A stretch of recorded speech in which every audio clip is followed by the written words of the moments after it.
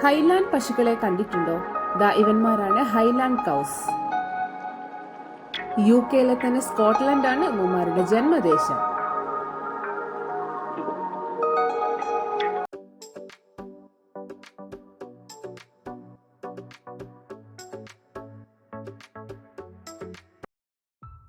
വർഷങ്ങളായി ക്ഷീരകൃഷി കൃഷിയുടെ ഭാഗമാണ്.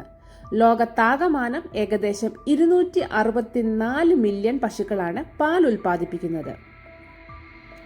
ലോകത്തെ ഏറ്റവും കൂടുതൽ പാൽ ഉൽപ്പാദിപ്പിക്കുന്ന പശുക്കളുള്ളത് നമ്മുടെ ഇന്ത്യയിലാണ്.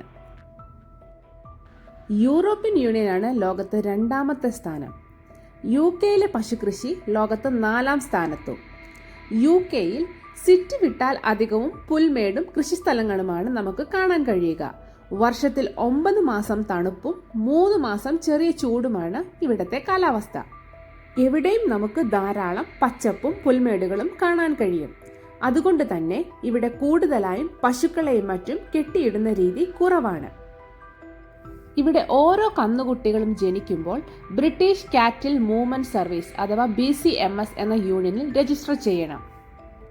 ഈ രജിസ്ട്രേഷൻ കൊണ്ട് ഉദ്ദേശിക്കുന്നത് രജിസ്ട്രേഷന്റെ സമയത്ത് അവർ കന്നുകുട്ടിക്കായി ഒരു പാസ്പോർട്ടും ഒരു യുണീക്ക് ഐഡിയും നൽകുന്നതാണ്.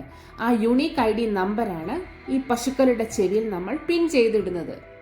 BCMSൽ രജിസ്റ്റർ ചെയ്യുന്നത് മുതൽ ജീവിതത്തിൽ അവസാനം വരെ ഈ കന്നുകുട്ടികളുടെ എല്ലാ ഡീറ്റെയിൽസും BCMS രജിസ്റ്റർ ചെയ്ത് സൂക്ഷിക്കുന്നതാണ്. മെയിനായും ഫാമുകളിൽ ഇവയെ വളർത്തുന്നത് 2 തരത്തിലാണ്.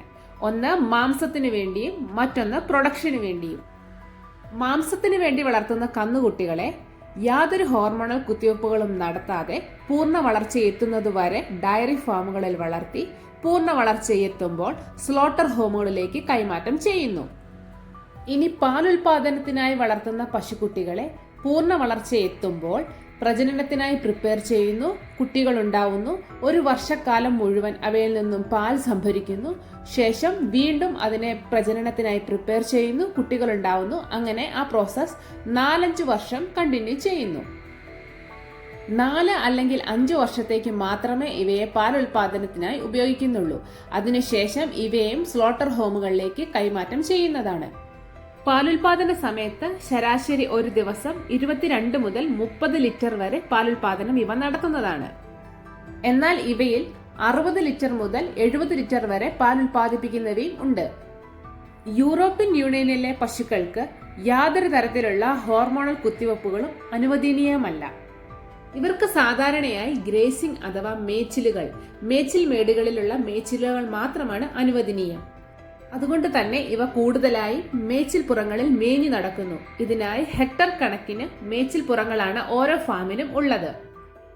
വേനൽക്കാലത്തെ പകലുകളിൽ എവിടെയും മേഞ്ഞു നടക്കുന്ന ഇവകൾ വിന്റർ കാലമായാൽ സീറോ ഗ്രേസിംഗിലേക്ക് മാറുന്നു. അതായത് ഗ്രേസിംഗിന് പുറത്തെ മേടുകളിൽ പോകാൻ പറ്റാത്ത അവസ്ഥ.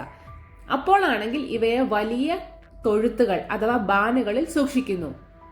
വൈക്കോലും മറ്റുമാണ് ഇവയുടെ അപ്പോഴത്തെ ആഹാരം.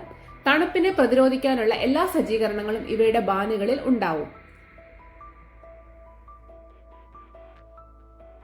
ഇനി ഹൈലാൻഡ് കൗസിനെ പറ്റി പറഞ്ഞാൽ ഹൈലാൻഡ് പശുക്കളുടെ ഒറിജിനൽ ദേശം UK തന്നെ സ്കോട്ട്ലൻഡ് ആണ്.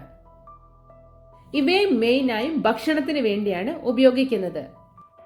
ഇവയിലെ മെയിൽ ഹൈലാൻഡ്സ് ആവറേജ് 650 വരെ കിലോ ഭാരവും ഫീമെയിൽ ആണെങ്കിൽ 450 കിലോ വരെ ഭാരവും കാണപ്പെടുന്നു.